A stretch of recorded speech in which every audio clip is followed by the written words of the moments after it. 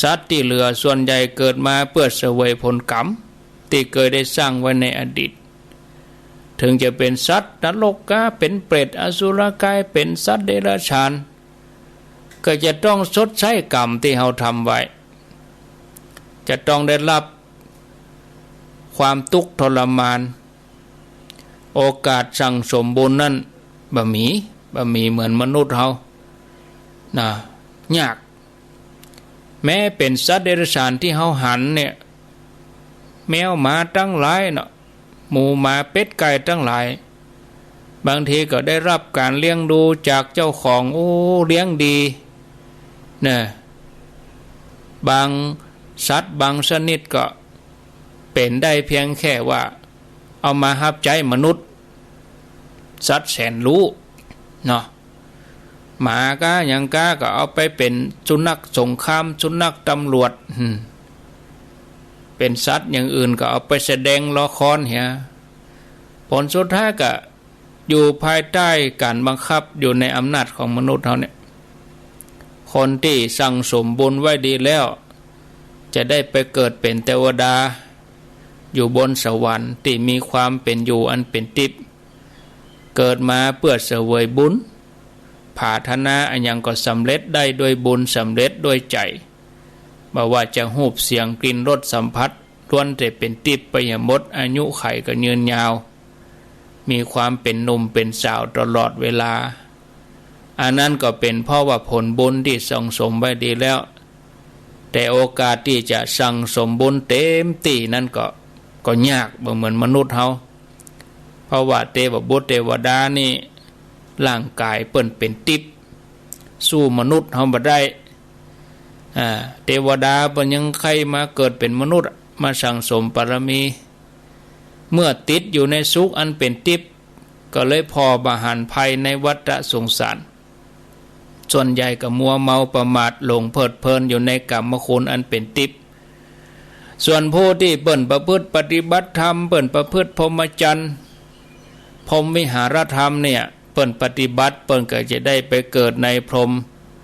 อยู่สวรรค์ชั้นพรหมเสวยสุขโดยฌานสมาบัติมีความเป็นอยู่ที่ประณีตกว่าสวรรค์ชั้นทั่วไปอายุไขก็ยืนยาวเป็นล้านกับ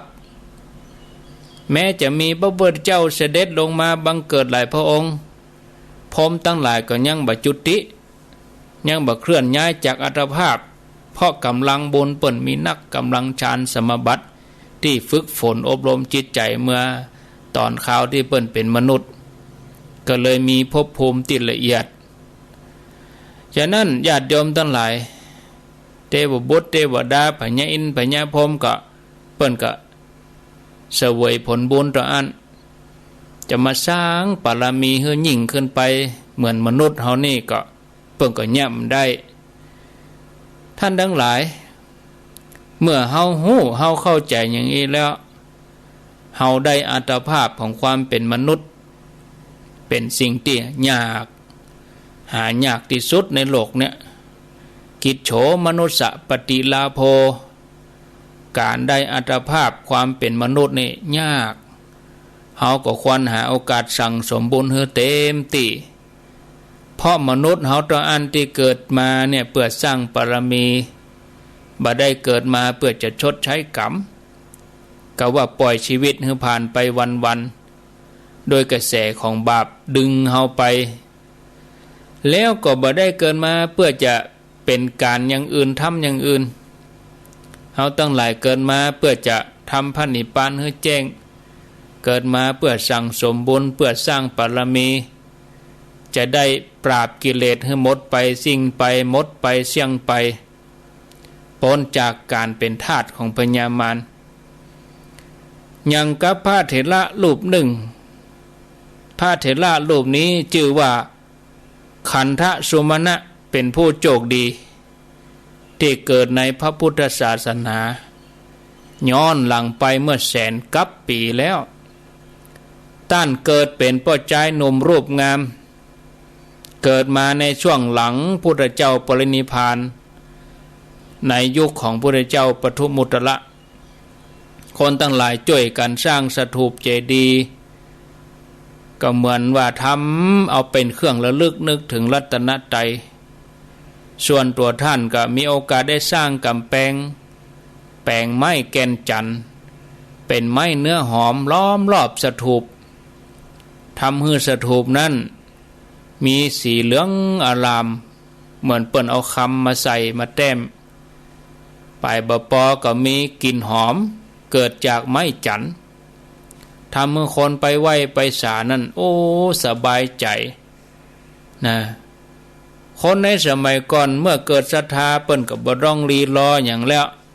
เมื่อศรัทธาเกิดก็รีบทำทันทีแล้วก็จะบ่ให้สิ่งนั้นมาเป็นอุปสรรคปัญหาสิ่งใดที่เป็นความขัดข้องเปิ้นก็จะผ่านพ้นไปบ่มีข้อแม้บ่มีข้ออ้างบ่มีเงื่อนไขในการทำความดีความรู้สึกอย่างนี้ก็บ่ได้เกิดขึ้นกับนักสร้างบารมีในสมัยก่อนเมื่อใจเปี่ยมด้วยศรัทธาปัญญาก็เจริญเมื่อมีปัญญาปัญหาก็บ่มีกลายเป็นคนที่มีปัญหาแต่เป็นคนที่มีปัญญาในการที่จะทำความดีเป็นบันไดขึ้นสู่สวรรค์ผลบุญที่ทำในครั้งนั้นก็ทำให้ท่านได้ไปเสวยทิพยสมบัติในสุคติโลกสวรรค์เป็นผู้ที่มีกลิ่นหอมกลิ่นไม้จันทร์หอมขจรกระจายไปทั่วบริเวณท่านเสวยทิพยสมบัติเป็นเวลาที่เมินเมื่อลงมาเกิดเป็นมนุษย์ก็ได้เป็นพญาเจ้าเมืองจักรพรรดิเป็นเจ้าจักรพรรดิชื่อว่าสมันตะเป็นพญาเจ้าเมืองเป็นชื่อเดิมที่อยู่ถึง8 ครั้งเมื่อละจากโลกมนุษย์ก็ไปสู่โลกสวรรค์เสวยทิพยสมบัติเวียนว่ายแต่เกิดระหว่าง2 ภพภูมินี่ต่ออันเมื่อเกิดมาหลังพระพุทธเจ้ากัสสปะปรินิพพานคนทั้งหลายก็ปากันบูชาพระองค์ด้วยการสร้างเจดีย์สูง1 โยชน์ตัวด้านปรารถนาจะบูชาเจดีย์ด้วยดอกไม้ก็ไปเสาะซื้อที่ไหนก็บ่ได้ก็เลยลองเตียวไปที่สวนดอกไม้ไปหั่นใส่ดอกมะลิอยู่กิ่งหนึ่งก็เลยขอซื้อดอกมะลิกิ่งนั้นโดยราคาที่แพงขนาดเพราะคนขายนี่โกงราคาสูงหันว่าเปิ้นใครได้แต่ด้วยใจเลื่อมใสเปิ้นก็ตัดสินใจซื้อดอกมะลิกิ่งนี้เพื่อจะเอาบูชาพระแก้วเจ้าทั้ง3 ประการเมื่อเกิดมาในสมัยหลังพระพุทธเจ้ากัสสปะคนทั้งหลายก็มาไหว้มาสาศรัทธาญาติโยมซื้อศรัทธาญาติโยมดอกมะลิกิ่งเดียวราคาสูงแต่ใจเปิ้นศรัทธาเนาะตัดสินใจซื้อเลยตัดสินใจซื้อนะเมื่อเปิ้นละโลกไปแล้วก็ไปเกิดในเทวโลกเสวยสุขอยู่ในสวรรค์เมินถึง80 โกฏต่อมาถึงสมัยพระพุทธเจ้าโคตมะสมณะโคดมของเฮานี้ตัวท่านก็ได้มาเกิดเป็นพระราชกุมารในแคว้นมันละ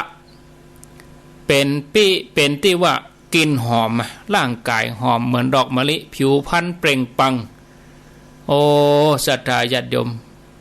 พระพุทธเจ้าอุบัติเกิดขึ้นมาในโลกแล้วขณะที่กำลังประทับอยู่ที่อัมพวันของนายจุนทะท่านก็เกิดความศรัทธาเลื่อมใสปรารถนาที่จะไปฟังธรรมเหมือนผืนแผ่นดินที่แห้งขอดรอน้ำฝนเป็นเวลาที่ยาวนาน